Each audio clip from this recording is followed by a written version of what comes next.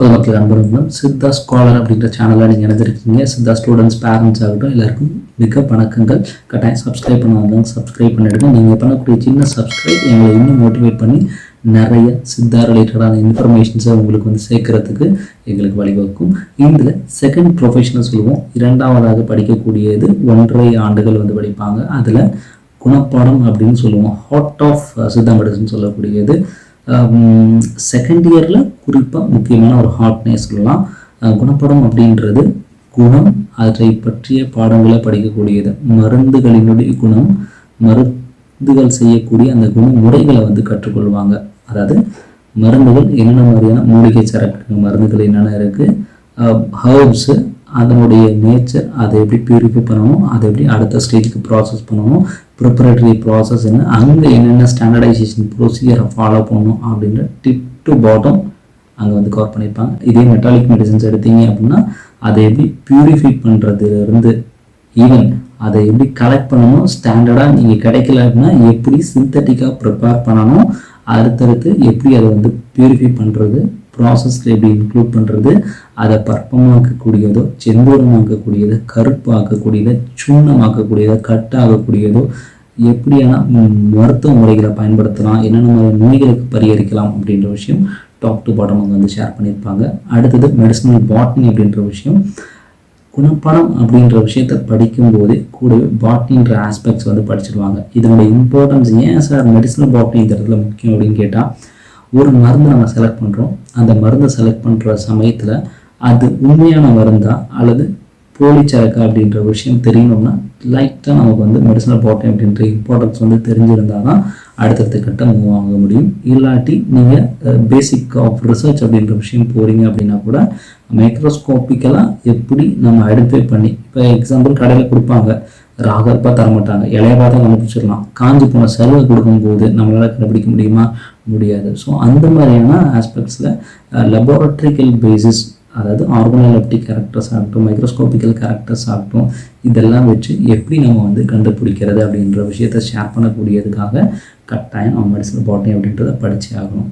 அடுத்தது நோய் இல்லை நெறி அப்படின்னு சொல்லக்கூடிய அடுத்த சப்ஜெக்ட் ஹைஜின்னு சொல்லுவோம். அதாவது சோஷியல் அண்ட் ப்ரிவென்டிவ் மெடிசன் சொல்லக்கூடியது. அதாவது ஒரு காலகட்டத்தில் நம்ம எப்படி வாழணும், குளிர்காலத்தில் எப்படி இருக்கணும், என்ன மாதிரியான உணவுகள் சாப்பிடணும், என்ன மாதிரியான மருந்துகள் பரிகரிக்கணும், பரிகரிக்கக்கூடாது, இதே வெயில் காலத்தில் என்ன செய்யணும், என்ன மாதிரியான மருந்து எடுக்கணும், என்ன மாதிரியான விஷயங்களை செய்யக்கூடாது, உணவு பதார்த்தங்களை எந்த மாதிரியான ஏற்ற இறக்கத்தில் எடுத்துக்கொள்ளணும், எந்த மாதிரி உறங்கணும், பிணி அணுகா விதி அப்படின்னு சொல்லக்கூடிய heart and soul of Siddha medicine of life style அப்படின்னு சொல்லுவோம். இந்த விஷயத்தெல்லாம் தெளிவாக அதை சொல்லியிருப்பான். குறிப்பாக எந்த வித இன்ஃபெக்ஷன் வந்தாலும் சரி, அது கோவிட் ஆகட்டும், கோவிடுக்கு மேலே வரக்கூடிய நெக்ஸ்ட் ஜெனரேஷன் ஆஃப் டிசீஸ் ஆகட்டும், எல்லாத்துக்குமே ஒரு தற்காப்பு முறை, common protocol, disease prevention protocol அப்படின்ற விஷயத்த இந்த புக்கு கட்டாயம் அது சொல்லித்தரும். கூடவே நீங்கள் ப்ரிவென்டிவ் மெடிசன் புத்தகம் சைடில் நீங்கள் வந்து கவர் பண்ண வேண்டியிருக்கும். பாக்ஸ் அப்படின்ற ஆத்தர் எழுதியிருப்பாங்க, அதையும் நீங்கள் சேர்த்து படிக்கக்கூடியதாக இருக்கும். இதை படித்தாலே ஓவரால் ஒரு ஹெல்த் சிஸ்டம் அப்படின்றது எப்படி இயங்குது, ஒரு மருத்துவம் ஒரு நோயாளியை எப்படி அவங்களுடைய நிறைய பேர் சொல்லுவாங்க இல்லையா, மருந்து இல்லாமல் ஏதாவது கொடுங்க டாக்டர் அப்படின்னு சொல்லுவாங்கல்ல, அதுக்கு தான் இந்த இடம் வந்து பயன்படும்.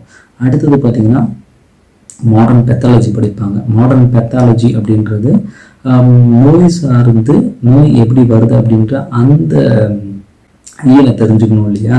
ஸோ அதை வந்து தெரிஞ்சுக்கக்கூடிய விஷயம்தான் நம்ம பேத்தாலஜின்னு சொல்லுவோம். இதில் மாடர்ன் ஆஸ்பெக்ட்ஸில் என்ன மாதிரி, இப்போ பிராங்கிலாஸ்மான்னு ஒன்று இருக்குது, நுரையீரல் அலர்ஜின்னு ஒன்று இருக்குது. அது ஏன் வந்துச்சு, அந்த டிஷ்யூஸ் என்ன மாதிரியான மாற்றத்தினால அந்த இடம் வந்துச்சு, இங்கே எனக்கு ஒரு வெட்டுப்பட்டுருச்சு, இல்லை ஒரு பிளண்டான ஒரு சர்ஃபேஸில் அடிபட்டுருச்சு, இந்த இடத்துல ஒரு சிவப்பு இருக்குது, செவந்து இருக்குது, இந்த சிவப்பு காரணத்துக்கான காரணம் என்ன, ஒரு அலர்ஜி ஏற்பட காரணம் என்ன, இப்படி எல்லாத்தையும் இந்த ரிலேட்டடான சப்ஜெக்ட்ஸில் வந்து படிச்சிருவீங்க. அது கூடவே ஃபொரன்சிக் மெடிசன் அண்ட் டாக்சிகாலஜி அப்படின்னு ஒரு சப்ஜெக்ட்ஸ் வந்து படிப்போம். இந்த ஃபொரன்சிக் மெடிசன் அண்ட் டாக்சிகாலஜியில் டாக்டர் என்ன டாக்டர், நீங்கள் சித்தா மெடிசன்ஸ் தான் படிக்கிறீங்க, ஃபொரன்சிக் மெடிசன்ஸ்லாம் நீங்கள் வந்து போஸ்ட்மார்ட்டம் ரிலேட்டடான விஷயங்கள்லாம் நீங்கள் வந்து பார்ப்பீங்களா படிப்பீங்களான்னு கேட்டால் பார்ப்போம். பட் ஆனால் ப்ராக்டிஸ்க்கு அலோவ் பண்ணுறது மேக்ஸிமம் அந்த உள்ளே போகிறதில்ல. என்ன விஷயம் நடக்குது அப்படின்ற அந்த நடைமுறை ப்ரொசீஜரல் கோட் அப்படின்றது கட்டாயம் தெரியும்.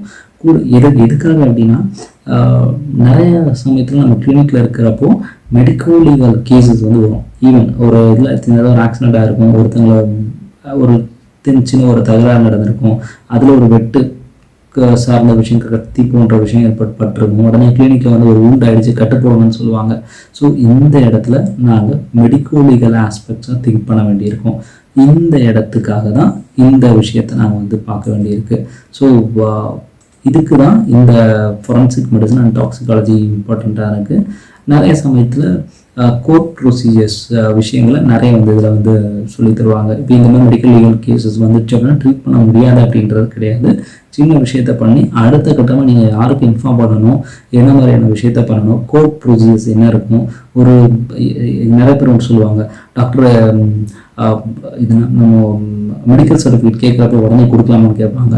ஸோ இந்த மாதிரி யாருக்கு கொடுக்கணும், யாருக்கு கொடுக்கக்கூடாது, என்ன மாதிரியான விஷயங்களுக்கு தரலாம், தரக்கூடாது, எத்தனை நாள் தரணும், அதை எப்படி நம்ம முறைப்படி கொடுக்கணும் அப்படின்ற அனைத்து விஷயங்களும் இந்த புக் வந்து உங்களுக்கு ஷேர் பண்ணணும். ஸோ இதுதான் செகண்ட் ப்ரொஃபஷனலாக நம்ம படிக்கக்கூடிய விஷயமா இருக்கும். மேலும் ஏதாவது விஷயம் வேணும்னா